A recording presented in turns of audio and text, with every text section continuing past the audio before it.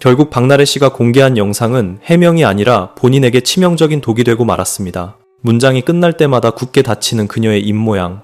혹시 여러분도 눈치채셨나요? 전문가들은 이 미세한 표정 변화까지 놓치지 않고 분석해냈습니다. 박나래 씨는 아마도 리스크 관리를 최우선으로 하고 싶었겠지만 결과는 정반대로 흘러갔습니다. 도대체 왜 이 해명 영상을 공식적인 입장문이라고 칭해야 하는 걸까요? 그리고 왜 그토록 중요한 최종 입장문을 수많은 언론사를 통해 배포하지 않고 굳이 개인 유튜브 채널에 올리는 방식을 택했을까요? 이제는 그녀의 표정 하나 말투 하나까지 나노 단위로 분석당하는 처참한 지경에 이르렀습니다. 스피치 기술과 화법을 전문으로 다루는 한 유튜브 채널에서는 박나래 씨가 말을 마칠 때마다 입을 꾹 다무는 버릇에 주목했습니다. 이 행동에는 분명한 심리적 이유가 숨겨져 있다고 합니다. 계속해서 반복되는 이 패턴, 즉 말을 뱉자마자 입술을 꽉 깨물 듯 닫아버리는 모습은 무엇을 의미할까요? 많은 시청자분들은 그녀의 표정을 보고 도끼가 서려 있다, 뭔가 억울해 미치겠다는 표정이다, 속으로 분노를 사귀고 있는 것 같다 라는 반응을 보였습니다. 전문가의 분석은 더욱 구체적이었습니다. 사람이 자연스럽게 대화를 할 때는 입이 살짝 열린 상태에서 호흡하며 자연스럽게 다음 문장으로 넘어가기 마련입니다. 하지만 박나래 씨의 경우에는 문장이 끝나는 즉시 입술을 과도하게 힘주어 닫아버립니다. 이는 문장 단위로 자신의 감정이나 추가적인 발언을 스스로 봉쇄하려는 무의식적인 방어 기제라는 것입니다.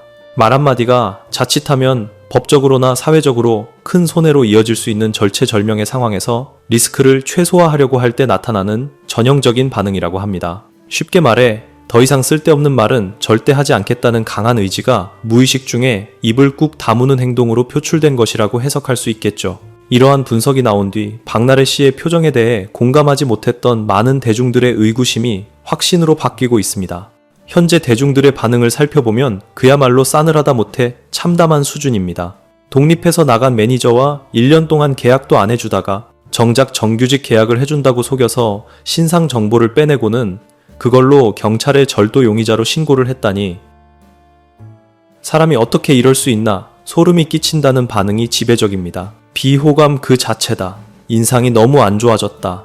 입을 꾹 다무는 모습조차 이제는 보기 싫다는 원색적인 비난도 이어지고 있습니다. 심지어 사대보험 가입도 안 해주고 갑질을 일삼아 왔으면서 거기에 의료법 위반 의혹까지 있는데 마치 자기가 피해자인 척 코스프레를 하느냐는 격앙된 목소리도 높습니다. 고집이 정말 세 보인다.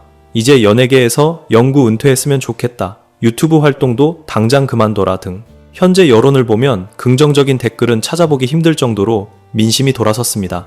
사태 초기만 해도 박나래 씨를 옹호하는 일부 팬들의 여론이 아주 조금은 존재했었습니다. 하지만 시간이 지나고 그녀가 입장을 발표하면 할수록 상황은 수습되기는커녕 오히려 대중들의 분노만 키우는 꼴이 되어버렸습니다.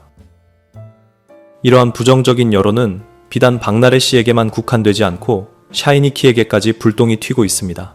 샤이니키 역시 이번 사태에 휘말려 대중들에게 큰 혼란을 주고 있는데요.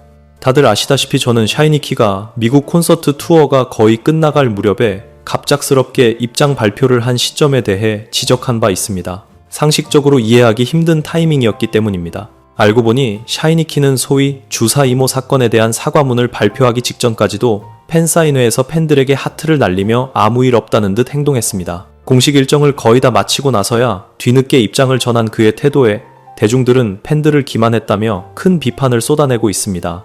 물론 해외 투어 일정 때문에 물리적으로 어려웠다는 변명을 내놓았지만 일각에서는 위약금을 물고 싶지 않아서 투어가 끝날 때까지 버티다가 입장을 낸 것 아니냐는 합리적인 의심을 하고 있습니다. 더욱 실망스러운 점은 샤이니키에게 해명을 요구하는 목소리가 빗발칠 때도 그는 침묵으로 일관했다는 것입니다. 심지어 사과문을 발표한 17일 당일에도 그의 공식 SNS에는 미국의 유명 DJ와 함께 해맑게 찍은 인증샷이 올라오기도 했습니다. 이런 모습을 보면서 과연 대중들이 이번 사과문에 진정성이 있다고 느낄 수 있을까요? 본인의 스케줄은 꼬박꼬박 다 소화하면서 입장은 최대한 늦게 발표하고 그 와중에도 SNS 활동은 활발히 하는 이중적인 태도에 대중들은 배신감을 느끼고 있습니다. 사과문의 내용조차 진정성이 전혀 느껴지지 않는다는 반응이 압도적으로 많은 것도 무리가 아닙니다. 키는 그동안 다수의 예능 프로그램에서 촌철살인의 입담과 똑똑한 이미지로 큰 인기를 끌었기에 대중들의 실망감은 더욱 큽니다. 과거 그는 자신이 생각하는 아이돌의 기준은 팬들을 실망시키지 않는 것이며 사회면 뉴스에 나오면 안 된다 라고 자신의 소신을 밝힌 적이 있습니다. 최대한 구설수에 휘말리지 않게 자기 관리를 철저히 하자는 것이 키가 보여주었던 평소의 모습이었습니다. 하지만 이번 주사 이모 논란은 차치하고서라도 사건에 대응하는 그의 태도는 그동안 쌓아올린 이미지와 완전히 모순되는 모습입니다.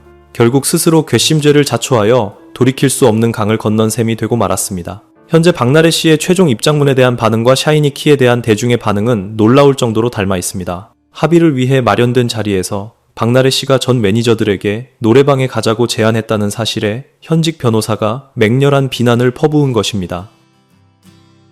유튜브 채널 아는 변호사의 대표. 변호사는 박나래 씨는 문제의식이 전혀 없는 것 같다. 이건 정상적인 사고방식이 아니다 라고 일갈했습니다. 해당 영상의 제목부터가 아주 강렬합니다. 이것이 바로 나래식지 팔자지가 꼬고 지 인생지가 망쳤습니다 라는 제목으로 영상을 게재하며 팩트 폭격을 날렸습니다.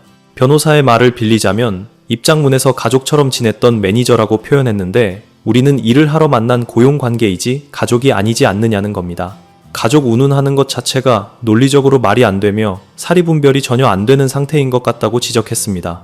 또한 박나래는 지금 상황이 얼마나 심각한지, 뭐가 문제인지 아직도 파악조차 못하고 있다며 답답해했습니다. 전 매니저들이 고소한 내용 중에는 특수상해 혐의도 포함되어 있는데 어떻게 단순한 오해로 특수상해가 생길 수 있겠느냐는 반문은 뼈아픕니다.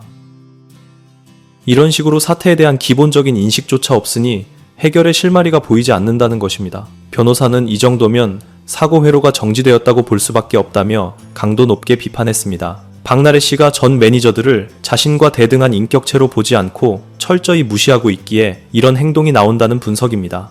합의를 하려고 모인 엄중한 자리라면 납작 엎드려 사과를 해도 부족할 판국에 술 마시고 옛날 이야기나 하면서 노래방에 가자고 하는 건 상식적으로 제정신이 아니라는 것이죠. 이건 단순히 변호사 한 명의 의견이 아닙니다. 많은 대중들 역시 이 이야기에 깊이 공감하고 있으며 변호사가 지적하기 이전부터 어떻게 사람이 저럴 수 있나 너무 괘씸하다는 여론이 들끓고 있었습니다. 대중들의 생각도 변호사와 똑같습니다. 내가 볼 때도 그냥 대충 매니저들 만나서 술 한잔 사주고 어영부영 넘어가려고 했던 것 같다. 항상 술에 취해 사니까 상황 판단이 안 되는 거다라는 비난이 쏟아집니다. 본인 입으로만 가족 같은 사이라고 우기는데 일반인 매니저 둘을 상대로 이런 짓을 하는 건 말이 안 된다. 노래방 가서 사진 찍어서 우리 화해했어요 라고 언론 플레이 하려던 속셈 아니냐는 의혹까지 제기되고 있습니다. 지금 대형 로펌 변호사를 선임했다는 이야기도 들리는데 과연 이런 태도로 승소할 수 있을지 의문입니다. 이토록 심각한 상황에서 충격적인 과거 기사가 재조명되고 있습니다. 바로 가장 무서운 선배가 박나래라는 내용입니다. 장도연 씨와 박나래 씨가 연예계의 대표적인 절친이라는 건 전 국민이 다 아는 사실일 겁니다. 그런데 장도연 씨가 과거에 아주 의미심장한 작심 발언을 한 적이 있습니다. 무려 9년 전 2016년 라디오스타에 출연했을 때의 일입니다. 당시 장도연, 양세찬, 양세형과 함께 출연했는데 장도연 씨가 가장 무서운 사람이 바로 박나래였다고 고백했습니다. 박나래 씨가 개그맨 데뷔 1년 선배라는 이유로 장도연 씨는 지금까지 단 한 번도 그녀의 이름을 편하게 불러본 적이 없다고 합니다. 늘 가르침을 받는 입장과 지시하는 위치라는 상하관계가 명확하게 존재했다는 것이죠. 이에 출연진들도 깜짝 놀랐습니다. 장도연 씨는 박나래가 일에 있어서 지독할 정도로 철저하다며 화가 나기 직전에 미간에 11자 주름이 잡히는데 그 순간부터는 극도의 긴장 속에서 초집중해야 한다고 말했습니다. 이에 박나래 씨 본인도 기분이 상하면 내 이마에 4천자를 그리며 후배를 호출한다고 인정했습니다. 심지어 당시 장도연 씨에게 지금 어떻게 했어? 똑같이 다시 해봐 라고 다그치던 상황을 직접 재연까지 했습니다. 본인은 자신감이 부족한 친구를 몰아붙여서 잘하게 하려는 스타일이라 직설적으로 말하는 것이라고 해명했지만 지금 와서 이 장면을 다시 보는 대중들의 시선은 곱지 않습니다. 사실 장도연 씨와 박나래 씨는 동갑내기 친구입니다. 개그맨 데뷔도 박나래 씨가 고작 1년 먼저 했을 뿐입니다. 딱 1년 선배라는 이유로 동갑인 후배를 불러다가 인상을 쓰며 소위 갈꽌을 시전했다는 겁니다. 물론 친한 사이라서 미안한 마음도 있었다고 밝혔지만 이는 박나래 씨의 평소 성격과 권위적인 태도를 엿볼 수 있는 결정적인 대목입니다. 개그계 군기가 심하다는 건 옛말이고 정작 박나래 씨의 선배들은 오히려 후배들에게 유하게 대하고 악습을 없애려고 노력한 사람들이 많았습니다. 그런데 고작 1년 선배인 박나래 씨가 동갑내기에게 저렇게 험악하게 굴었다면 과연 매니저들에게는 평소에 어떻게 대했을지 안 봐도 비디오라는 반응이 나오는 이유입니다.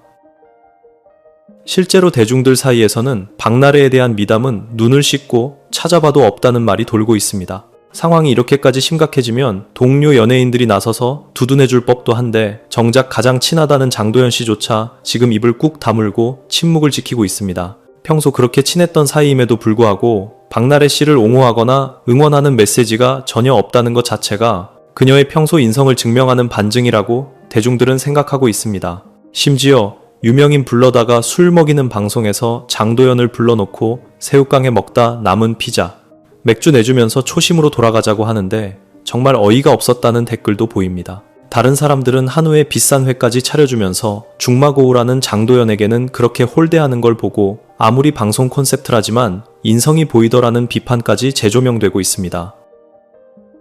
결국 박나래 씨가 더 이상 어떤 얘기도 하지 않겠다며 소통을 단절한 최종 입장문에 대해 전 매니저 측에서도 즉각적인 반응을 보였습니다. 전 매니저는 처음 마음먹은 대로 소송을 끝까지 진행하겠다는 입장을 재확인했다고 합니다. 박나래 씨가 법적 대응을 시사하며 입을 닫자 전 매니저 역시 그래 우리도 타협 없이 원래대로 소송으로 가겠다고 맞불을 놓은 셈입니다. 추가 폭로 계획에 대해서는 말을 아끼고 있지만 이는 향후 법적 공방에서 불리해질 수 있는 부분을 고려한 전략적 침묵으로 보입니다.